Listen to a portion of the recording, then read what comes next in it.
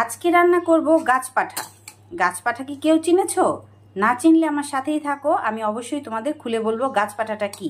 তার জন্য আমি এটা ভালো মতো কেটে ধুয়ে লবণ আর হলুদ দিয়ে সেদ্ধ করে রেখেছি। চলে যাই, চলো মূল রান্না।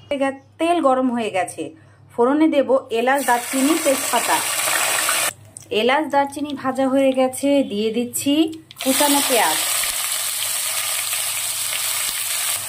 কুচানো পেঁয়াজের সাথে দিয়ে দিচ্ছি কুচি করে রাখা রসুন। দেব সামান্য একটু লবণ। পেঁয়াজ আর রসুন একসাথে ভালো মতো ভেজে নেব। ভাজা হয়ে গেছে, দিয়ে দেব 2 চামচ জিরে গুঁড়ো, দেব 1/2 চামচ হলুদ গুঁড়ো, দিয়ে দেব কাশ্মীরি লঙ্কার গুঁড়ো। এতে ঝালও হবে, সুন্দর একটা কালারও হবে। মশলাগুলো সুন্দর করে কষিয়ে নেব।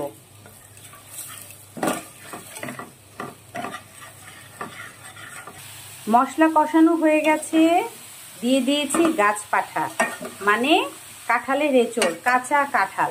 এখন মশলার সাথে সুন্দর করে কাঁচা কাঁঠালটা মিশিয়ে নেব এবং আস্তে আস্তে নেড়ে চেড়ে ভাজা ভাজা করে এটা রান্না করতে হবে, তবেই এটা স্বাদ খুলবে।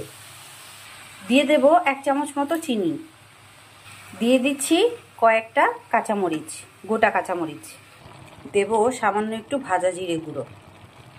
কালারটা কি সুন্দর লাগছে দেখুন, সুন্দর মতো রান্নাটা হয়ে গেছে। আমরা একদম রান্নার শেষ পর্বে চলে এসেছি। দিয়ে দেব 1 চামচ মতো ঘি। কাঁচা কাঁঠালের এঁচোড়টা, গাছপাঠা বা কাঁচা কাঁঠাল যেটাই আপনারা বলেন, আমার পুরো রান্নাটা একদম কমপ্লিট হয়ে গেছে। আমি খুব সহজভাবে আপনাদের সাথে উপস্থাপন করলাম। এখানে চিংড়ি মাছ দিয়েও খাওয়া যায়, কিন্তু আমি আজকে মাংসের মতো তৈরি করেছি। তো এখন সার্ভ করছি। আমি এঁচোড়টা সুন্দর করে সার্ভ করে নিয়েছি। কারো যদি আমার রেসিপিটা ভালো লাগে, আপনারা অবশ্যই লাইক, কমেন্ট, শেয়ার করে আমার পাশে থাকবেন। সবাইকে অনেক ধন্যবাদ। সবাই অনেক ভালো থাকবেন।